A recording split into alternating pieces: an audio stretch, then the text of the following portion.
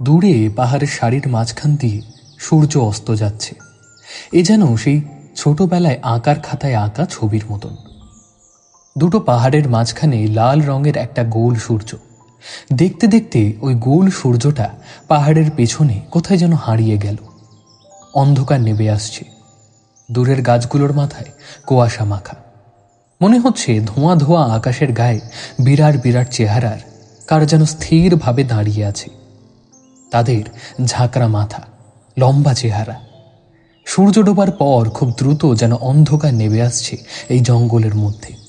পাখির ডাক থেমে গেছে। এখন কেমন যেন একটা অপার্থিব নিস্তব্ধতা চারিদিকে। রাতে জঙ্গলে থাকা ঠিক নয়, তাই দাসবাবু বললেন, চলুন বিভূতিবাবু, এখানে থাকা আর ঠিক হবে না। অনেকটা পথ আবার যেতে হবে জঙ্গলের মধ্যে দিয়ে। আমি আর দাসবাবু দুজনে এখানে এসেছিলাম সূর্যাস্ত দেখতে। সূর্যাস্তের পরও হালকা একটা আলো থাকে, কিন্তু এই জঙ্গলের মধ্যে দিনের বেলায় ছায়া ছায়া থাকে। সন্ধ্যা হয়ে এলে তো তাড়াতাড়ি অন্ধকার নেমে আসে। তাই আর কথা না বলে পিছন ফিরে ফেরার পথ ধরলাম। বেশ কিছুটা যাবার পর আবার সেই জায়গায় এসে পড়লাম, যেই জায়গাটা আগেই আমার দৃষ্টি আকর্ষণ করেছিল।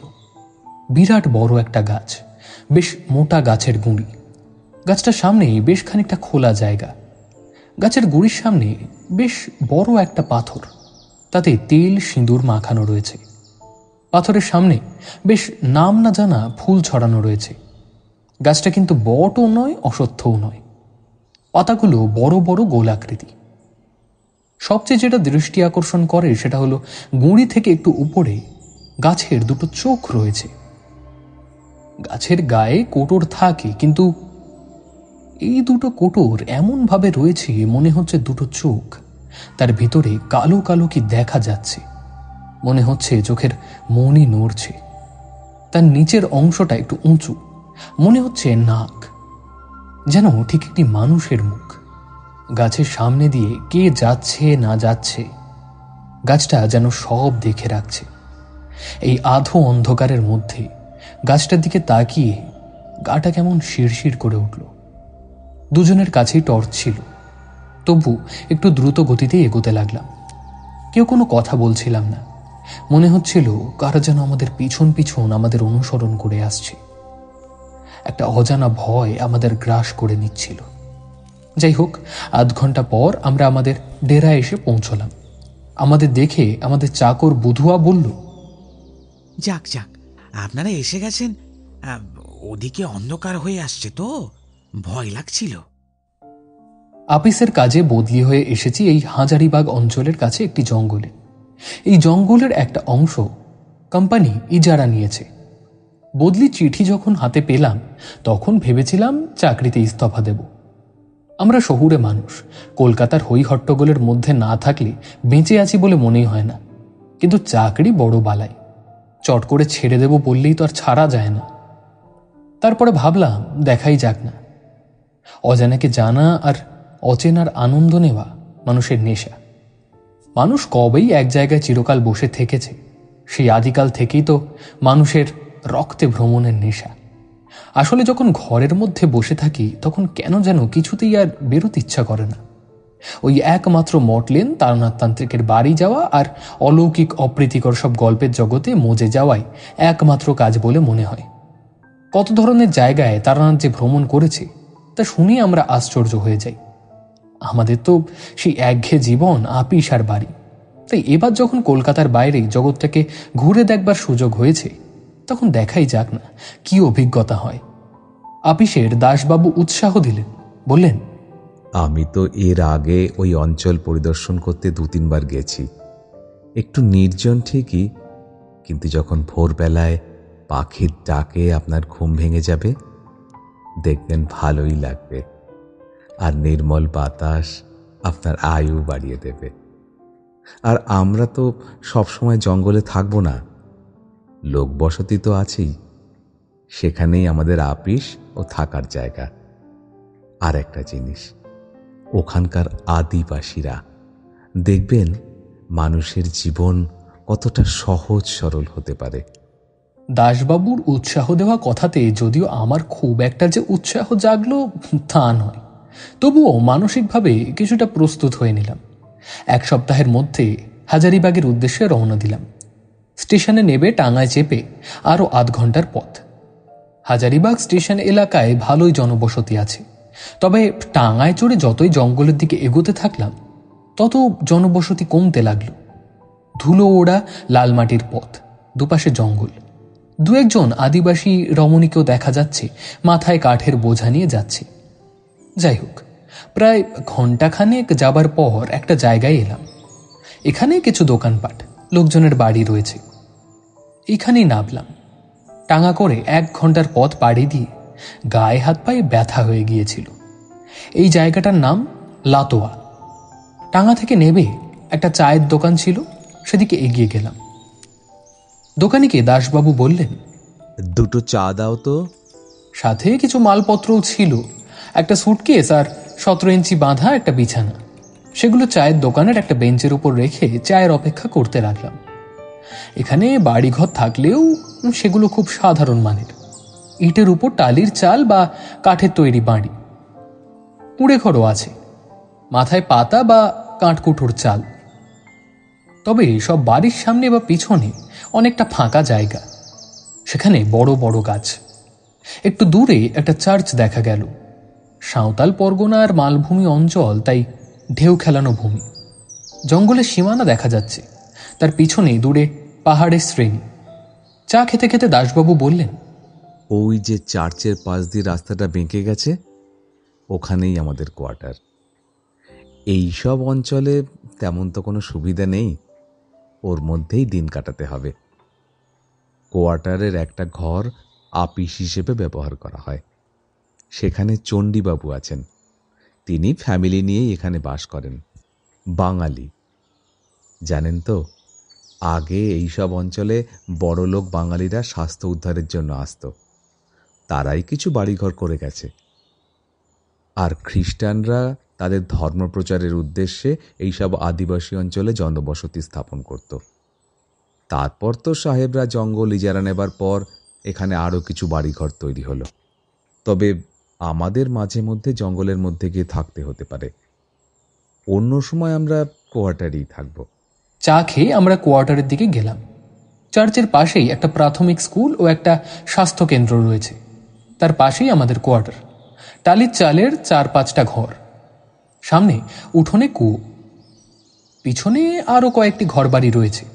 আমরা সেখানে পৌঁছতেই বুধুয়া আমাদের দেখভালের জন্য যে রয়েছে সে ব্যস্ত হয়ে বেরিয়ে এলো। যেহেতু এখানে বাঙালি বাবুরাই বেশি আসে, তাই সে ভালোই বাংলা বলতে পারে, তবে স্থানীয় একটা টান আছে। আসুন বাবুরা, আসুন। আপনাদের দেরি দেখে ভাবছিলাম ট্রেন লেট করেছে কিনা। আমি জল খাবারের ব্যবস্থা করে রেখেছি, আপনার হাত পা ধুয়ে আসুন ওই কুয়ো থেকে। পাশাপাশি 2টো ঘর, সামনে বারান্দা। খারাপ নয় বন্দোবস্ত, ঘরগুলো ভালোই। একেবারে স্নান সেরে নিলাম, কারণ সারা শরীর ধুলি ধূসরিত হয়ে গিয়েছিল। স্নান সেরে নিয়ে বারান্দায় রাখা চেয়ারে বসলাম। দাসবাবু এসে বসলেন। বুধুয়া প্রথমে গরম চা দিয়ে গেল। দাসবাবু বললেন, বুঝলেন বিভূতিবাবু, আমাদের কোম্পানি জঙ্গলের যে অংশটা ইজারা নিয়েছে তা কিন্তু বেশ ভেতর দিকে। ওই যে দূরে জঙ্গল দেখতে পাচ্ছেন, সেই জঙ্গলের মধ্যে দিয়ে বেশ ঘন্টা 2-এর পথ। সব কিছু ভালোভাবে দেখতে গেলে আমাদের কয়েকদিন থাকতে হবে জঙ্গলের মধ্যে। জঙ্গলের মধ্যে কিভাবে? কেন, তাঁবুতে। আমি যদিও আগে থাকিনি, তবে আগে যেসব লোকজন ছিল তারা বলছিল। আচ্ছা, তারা চলে গেল কেন? একজন তো কাজ ছেড়ে দিল কি কারণে, আর একজনকে অন্যদিকে বদলি করা হয়েছে। আসলে এসব অঞ্চলে কাজ করতে গেলে আদিবাসীদের সাথে সদ্ভাব রেখে কাজ করতে হয়। আদিবাসীরাই তো আসলে বনের রক্ষক, জঙ্গলেই তাদের ঘরবাড়ি, তাদের চটালে চলে না। এমন সময় বুধুয়া গরম গরম পুরি আর ডাল নিয়ে এলো। ভালোই হয়েছে খেতে। বুধুয়া থাকলে আমাদের খাওয়া দাওয়ার কোনো অসুবিধা হবে না বুঝতে পারলাম।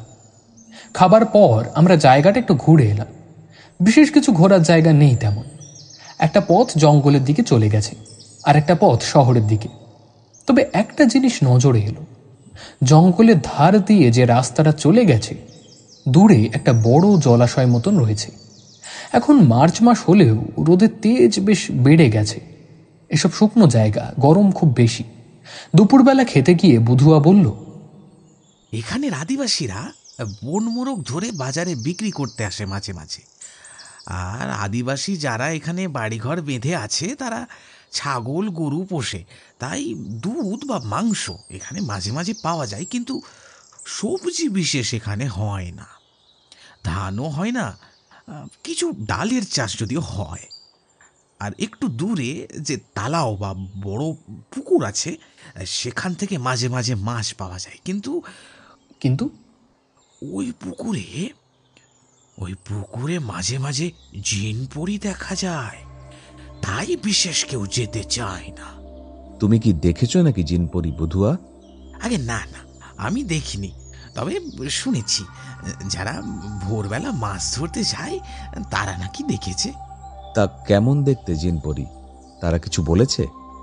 হ্যাঁ, বলেছে তো।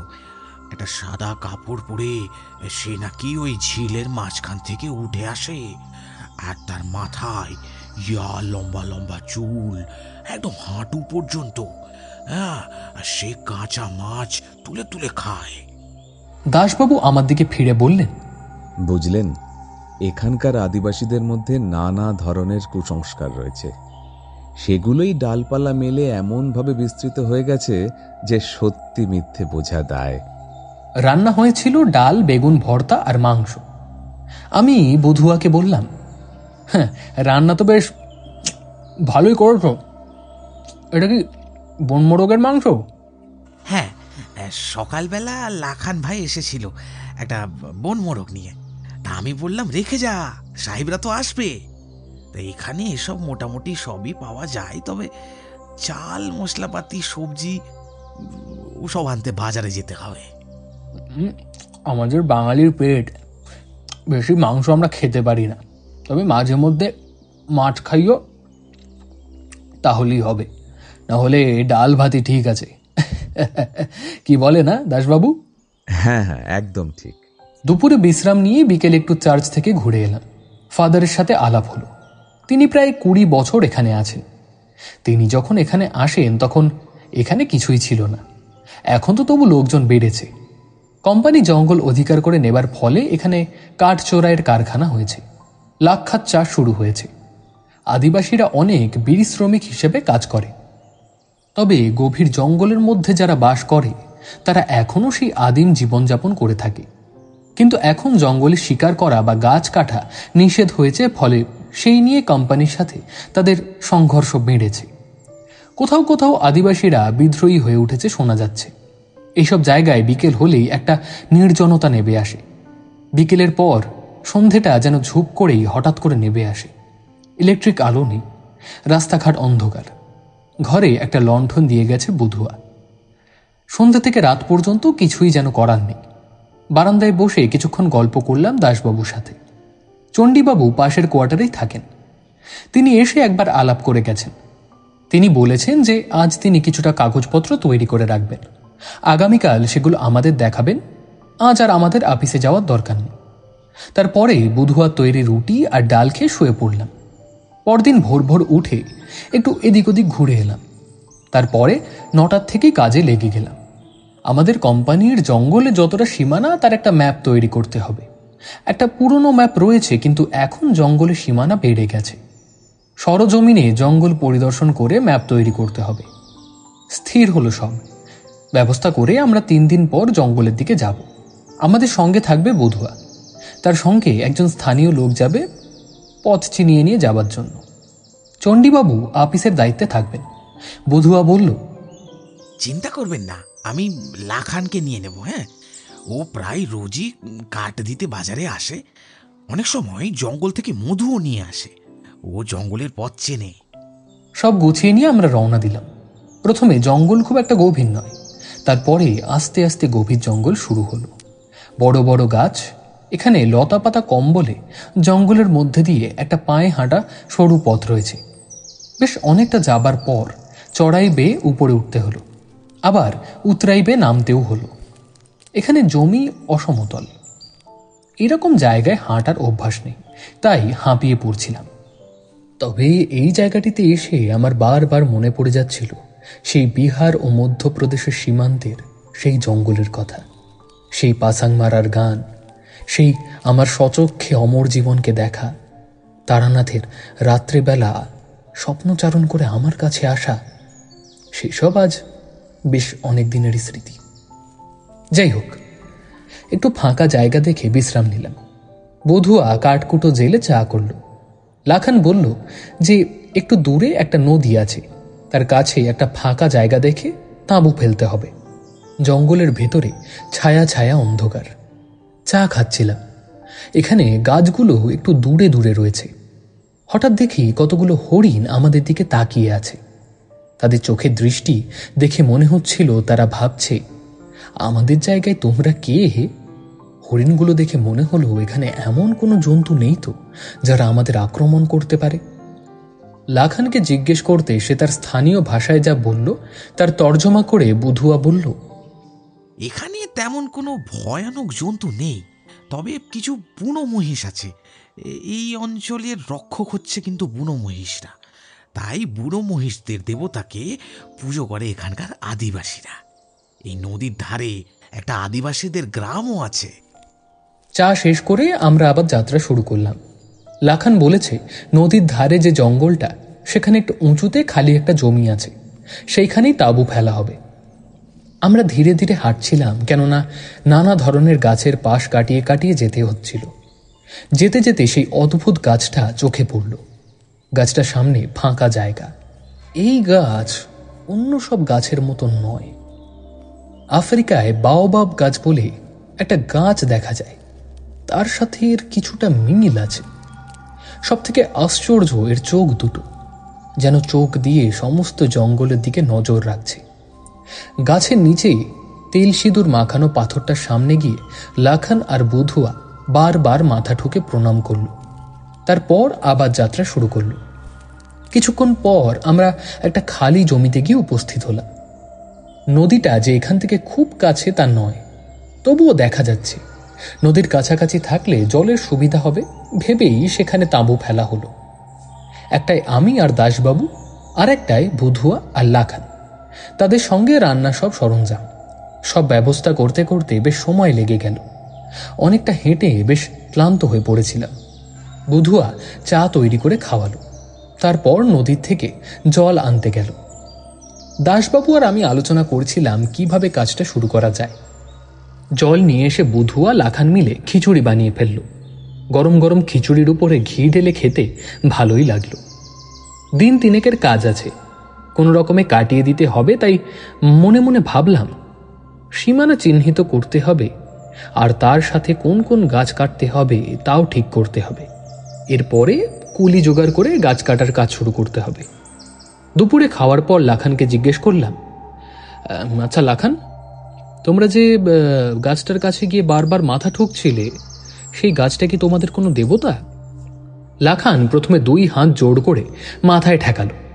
তারপর বুধুয়ার মাধ্যমে এসে যা বলল সেটা হলো, হ্যাঁ, উনি এই জঙ্গলের দেবতা। ওনার সামনে যে পাথরটা আছে সেটা হলো ওনার স্ত্রী। আগেকার দিনে যখন সব আদিবাসীরা একসাথে বাস করত, তখন তারা একসাথে শিকার করতে বেরোতো। শিকার ধরে নিয়ে এসে একসাথে বসে ভাগ বাঁটবারা হতো। এক ভাগ এই দেবতাকে উৎসর্গ করে তবে সবাই নিজের ভাগ নিত। একবার এক ইংরেজ সাহেব এসে এখানে একটা ময়ূর মেরেছিল।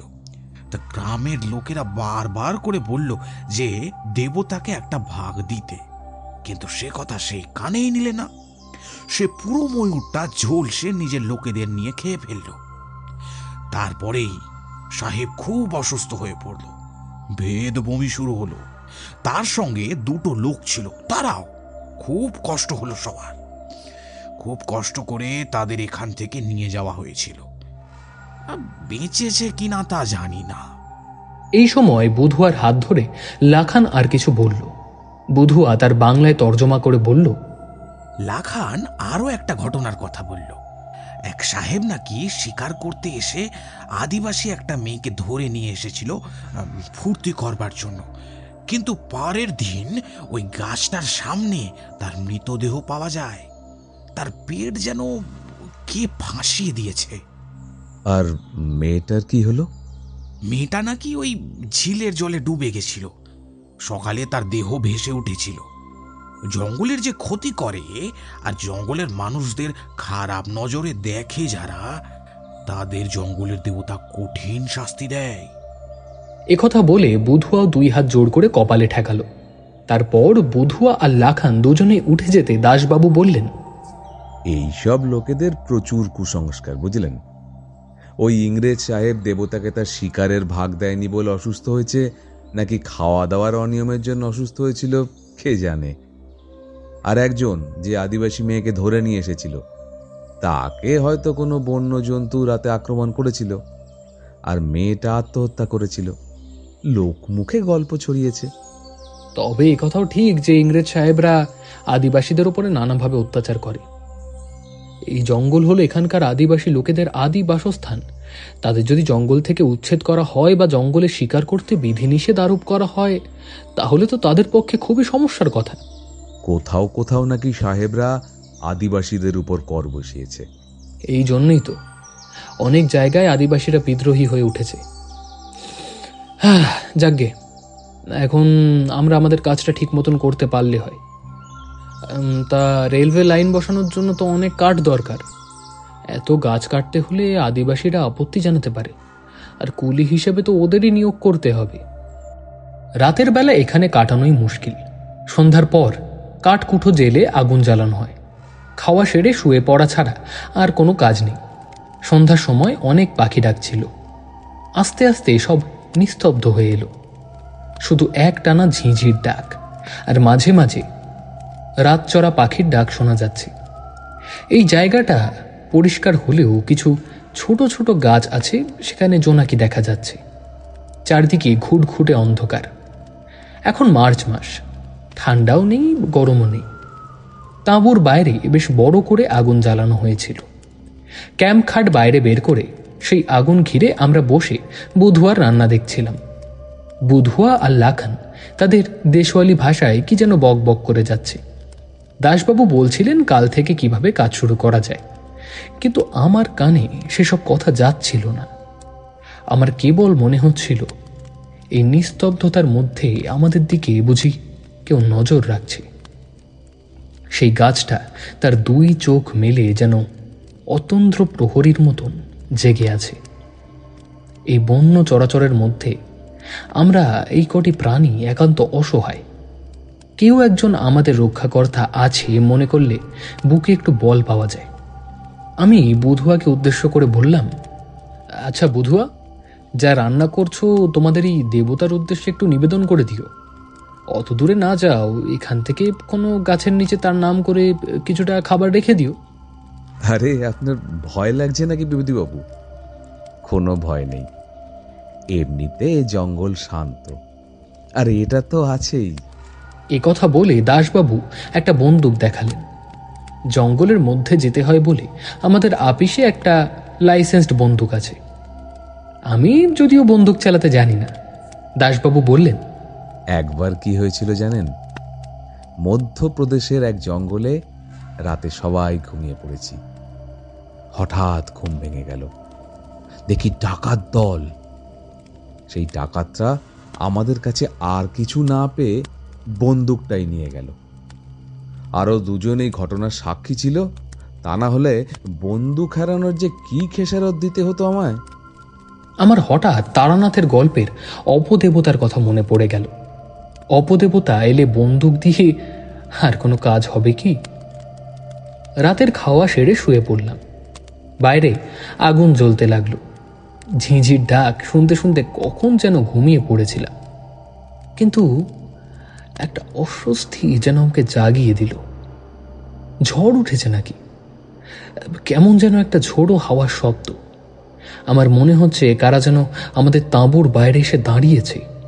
হঠাৎ হঠাৎ একটা হা হা হাসির শব্দ শুনে চমকে উঠলাম। দাসবাবুর দিকে তাকালাম, তিনি ঘুমিয়ে। তার নিঃশ্বাসের একটা হালকা শব্দ শোনা যাচ্ছে। তাঁবুর বাইরে কারা হাঁটাহাঁটি করছে বলে মনে হচ্ছে। হঠাৎ একটা দম বন্ধ চাপা ভাব অনুভব করলাম। নিঃশ্বাসের কষ্ট হচ্ছে যেন। কিছুতেই আর ঘুম এলো না। ওই গাছটার কথা মনে পড়ল।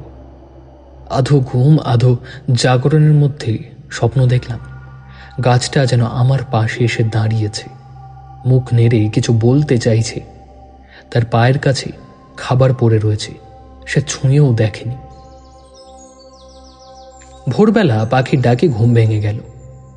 রাতে ভালো ঘুম না হওয়ার জন্য চোখ জ্বালা করছিল। দাসবাবু বিছানা ছেড়ে আগেই উঠে গেছেন। আমি বাইরে যেতে বললেন, সুপ্রভাত। দেখুন সকালবেলা জঙ্গলের কি সুন্দর রূপ, কত পাখি ডাকছে। সত্যিই সুন্দর। প্রকৃতির নির্মল রূপ দেখে মুগ্ধ হয়ে যেতে হয়। গাছের ফাঁক দিয়ে দূরে নদীটা দেখা যাচ্ছে, তার পিছনে পাহাড়ের সারি। বধুয়া আর লাখান চা আর খাবার তৈরিতে ব্যস্ত। একটা পাত্রে জল রাখা ছিল। আমি মুখ ধুয়ে নিলাম। হঠাৎ নজরে এলো তাঁবুর পেছনে একটা বড় গর্ত।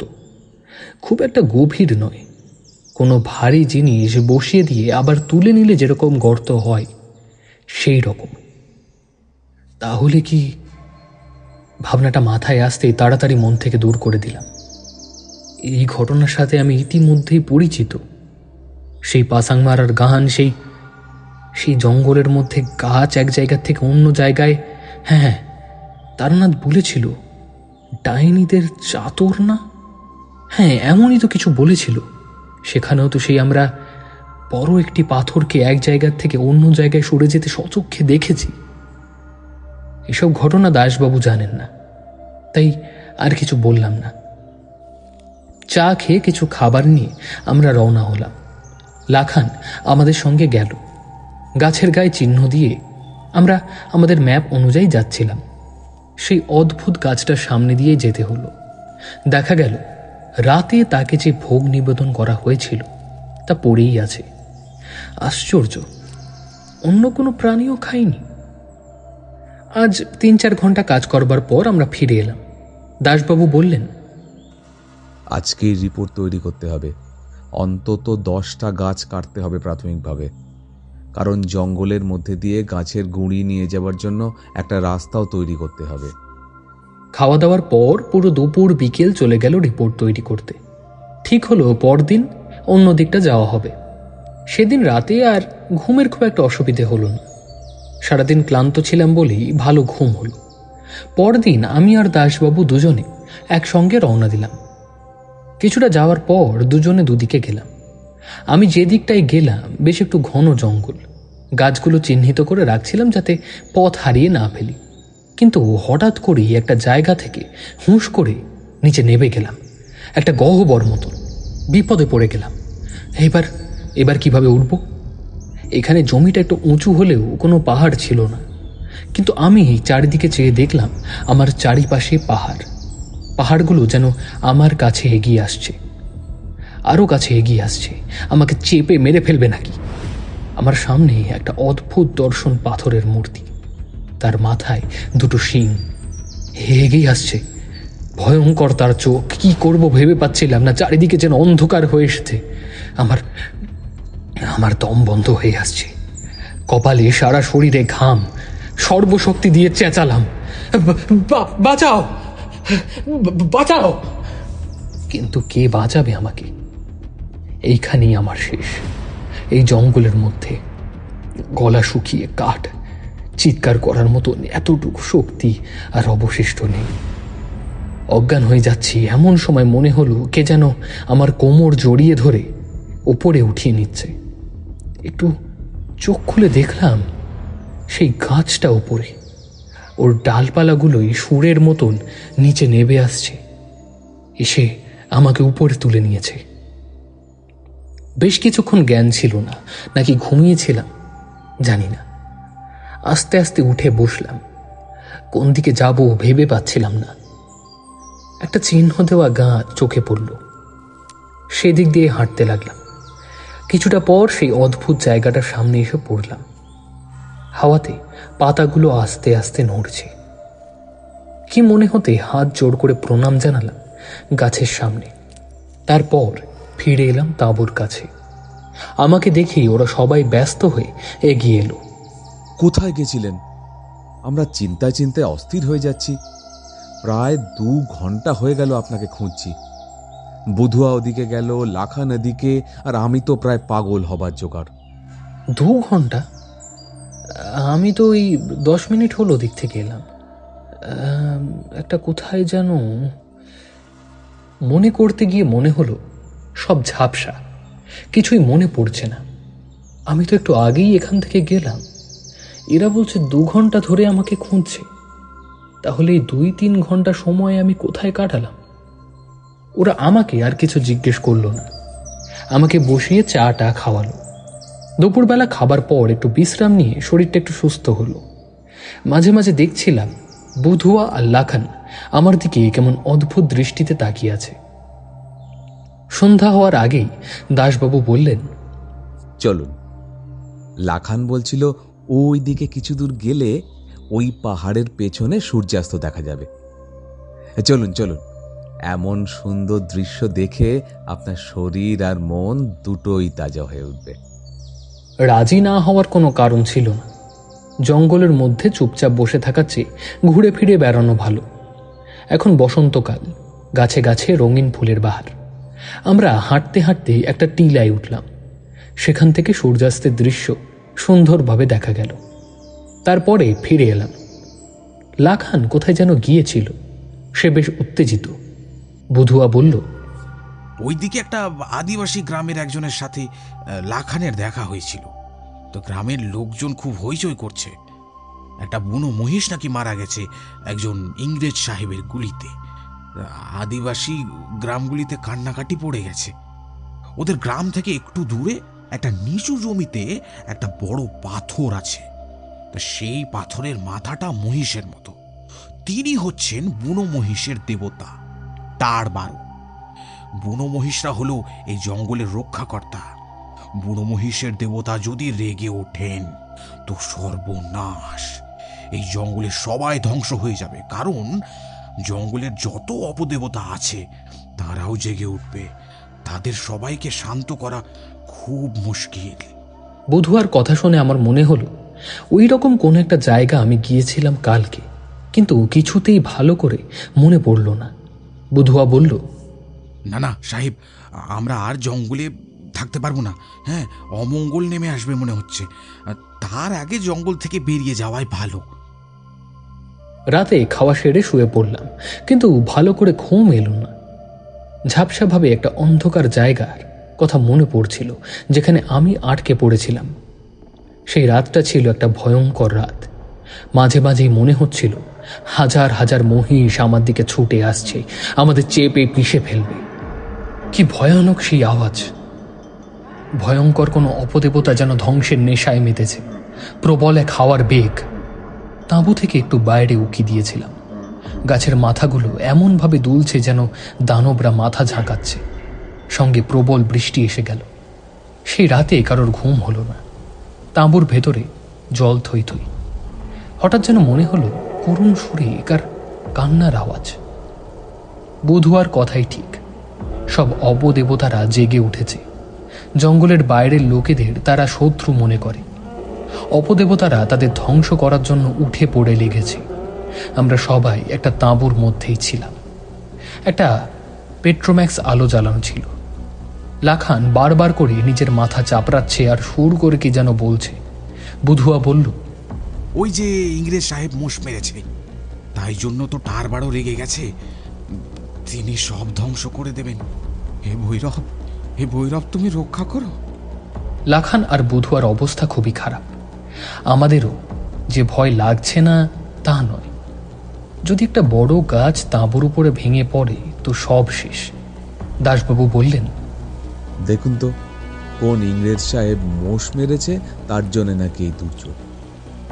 কিন্তু এটাও ঠিক, এখন তো বৃষ্টি হওয়ার কথা নয়। সকাল হলো শেষ পর্যন্ত। মনে হচ্ছিল এই দুঃস্বপ্নের রাত আর যেন কাটবে না। বৃষ্টি এখনো চলছে। তাঁবু থেকে বেরিয়ে এসে দেখলাম চারিদিকের অবস্থা খুব খারাপ। 2-3টে বড় গাছ উল্টে পড়ে আছে। সব থেকে বড় কথা, একটা জমাট বাঁধা অন্ধকার আমাদের চারিদিক ঘিরে রয়েছে। ওপরের আকাশ দেখা যাচ্ছে, কিন্তু মেঘাচ্ছন্ন। ঘন কুয়াশায় যেমন এক হাত দূরের জিনিস দেখা যায় না, সেই রকমই অবস্থা। কোন দিকে যে যাব দিক নির্ণয় করা যাচ্ছে না। একটা অন্ধকার গুহায় যেন আমরা আটকে পড়েছি। কি করব ভেবে পাচ্ছি না। লাখান আর বুধুয়া কান্নাকাটি করছে, দাসবাবু হতাশভাবে দাঁড়িয়ে। বুধুয়া কেমন যেন অদ্ভুতভাবে বলল, কাল রাতে একটা কান্নার শব্দ শুনেছিলেন সাহেবরা? আমি কিন্তু শুনেছি। তার বারও কাঁদছিল। ওই জঙ্গলে কোনো জন্তু মারা গেলেই এই কান্নার সুর কিন্তু শোনা যায়। আবার যেন একটা করুণ সুর আমাদের চারিপাশে শোনা গেল। কে যেন গুমড়ে গুমড়ে কাঁদছে। এই নির্জন অন্ধকার জায়গায় এই রকম একটা কান্নার সুর আমাদের সবার হাড় হিম করে দিল। হঠাৎ সেই জমাট অন্ধকারের মধ্যে আকাশে নীল আলোর শিখা দেখা দিল। নীল শিখাটা দেখে সবাই চমকে উঠল। আমার মাথায় বিদ্যুৎ চমকের মতন মনে পড়ে গেল, তারানাথের জন্মের সময় আকাশে এমন নীল শিখা দেখা দিয়েছিল। তাহলে কি একমাত্র তারানাথ তান্ত্রিক আমাদের এই বিপদ থেকে উদ্ধার করতে পারে? তারানাথ একবার বলেছিল, যদি মধুসুন্দরী দেবীকে এক মনে ডাকা যায়, তাহলে সেই ডাক তারানাথের কানে পৌঁছবে।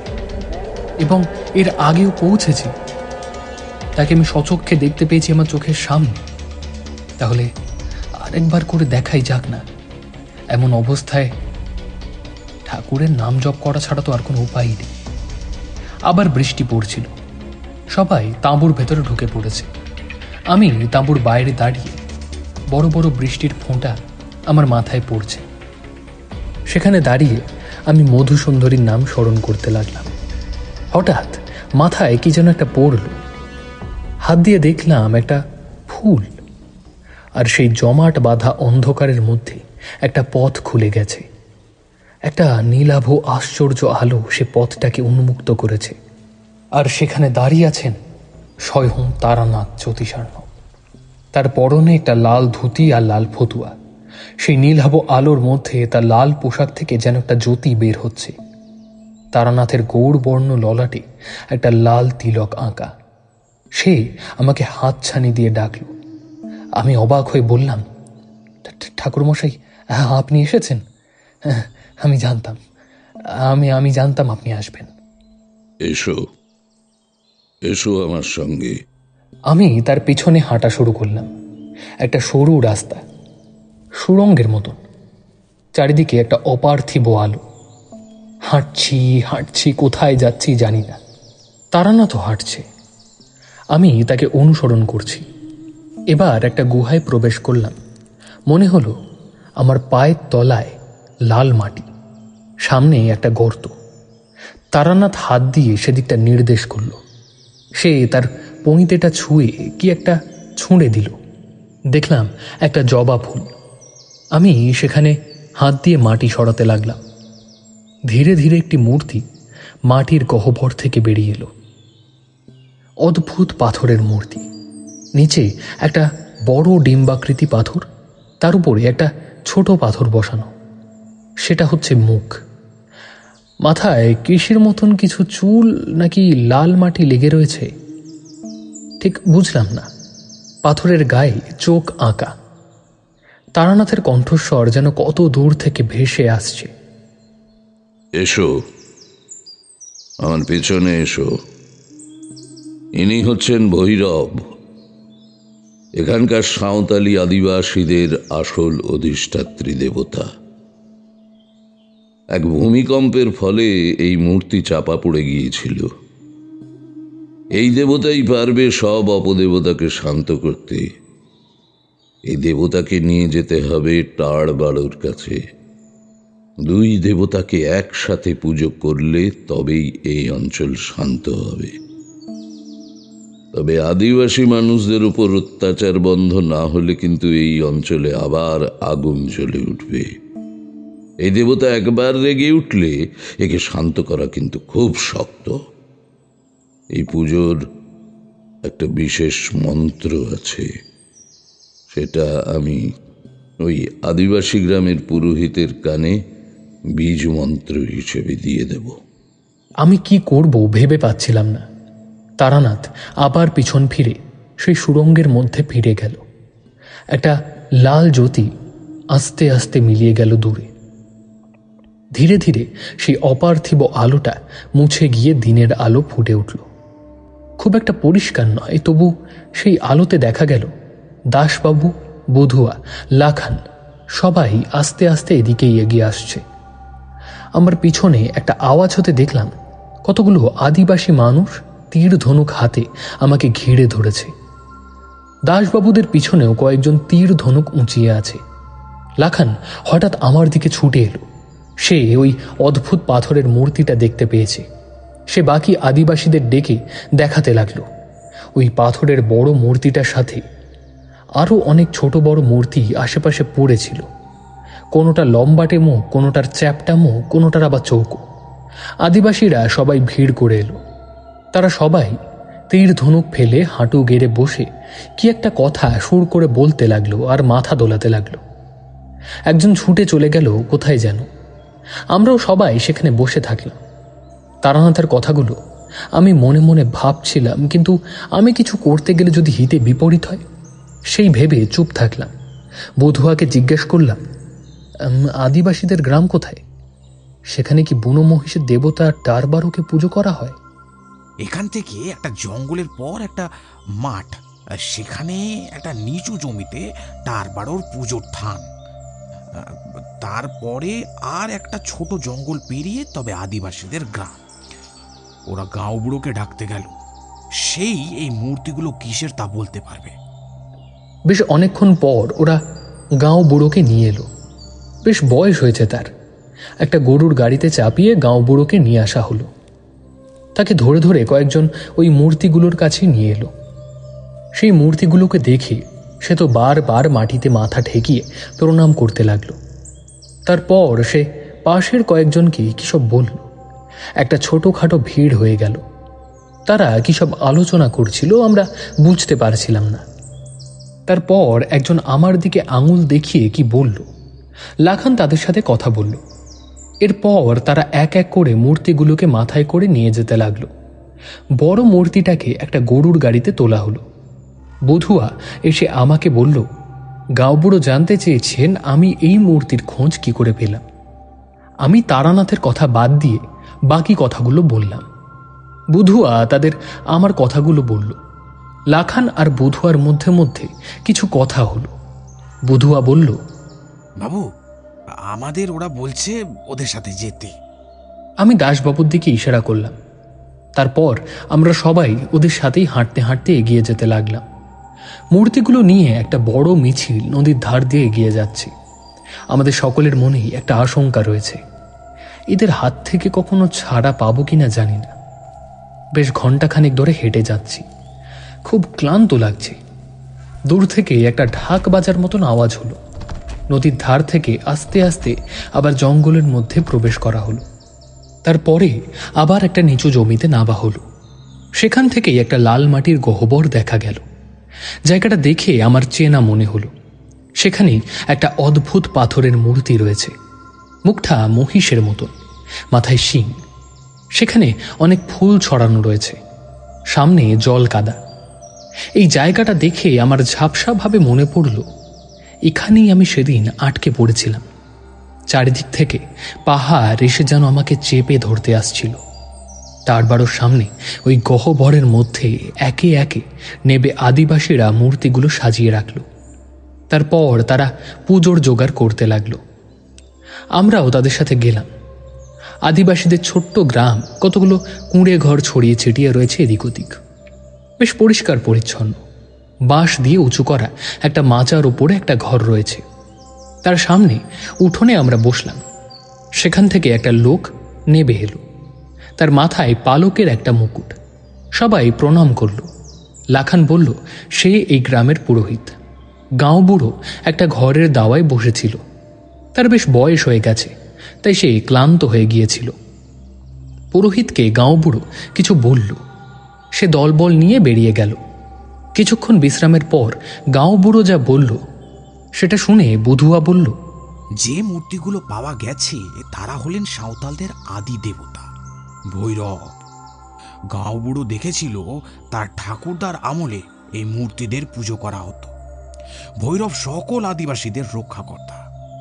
এই মূর্তি কিভাবে মাটির নিচে চাপা পড়ে গেছিল তা সে জানে না। তবে এই মূর্তি হারিয়ে যাওয়ার পর থেকেই তাদের অনেক ক্ষতি হয়েছে। একবার এই গ্রামের রক্তচোষা বাদুড়ের আবির্ভাব হয়েছিল। গ্রামে মহামারী দেখা দিয়েছিল।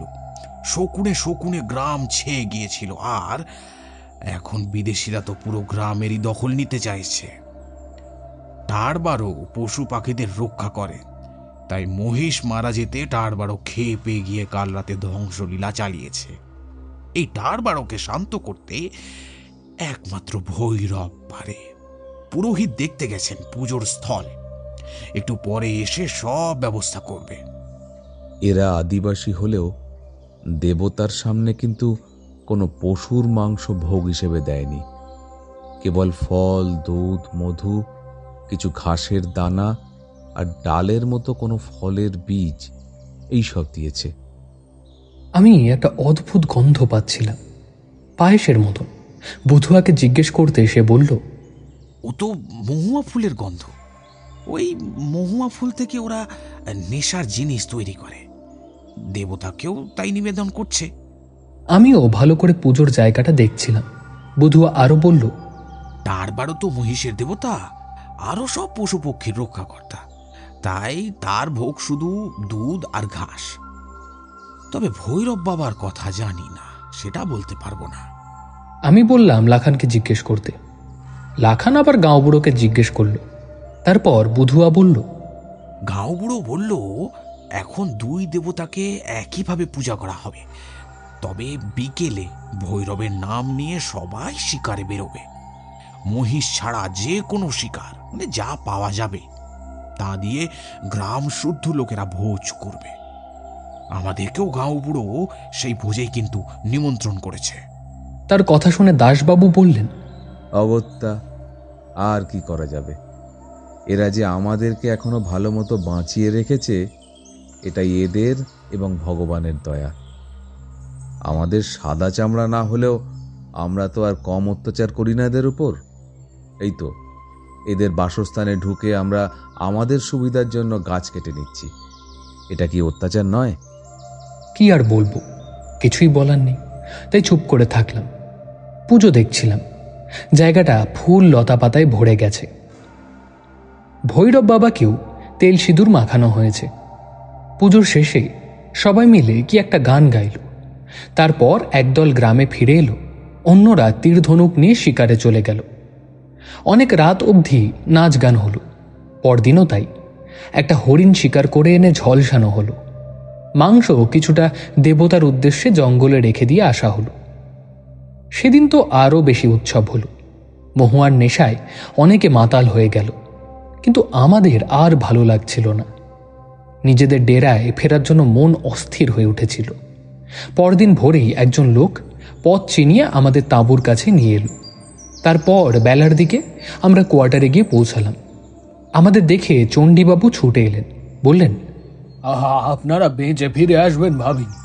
জঙ্গলে তো আগুন জ্বলে উঠেছে। এক ইংরেজ সাহেবকে তাড়া করে আদিবাসীরা তাদের ডেরায় আগুন লাগিয়ে দিয়েছে।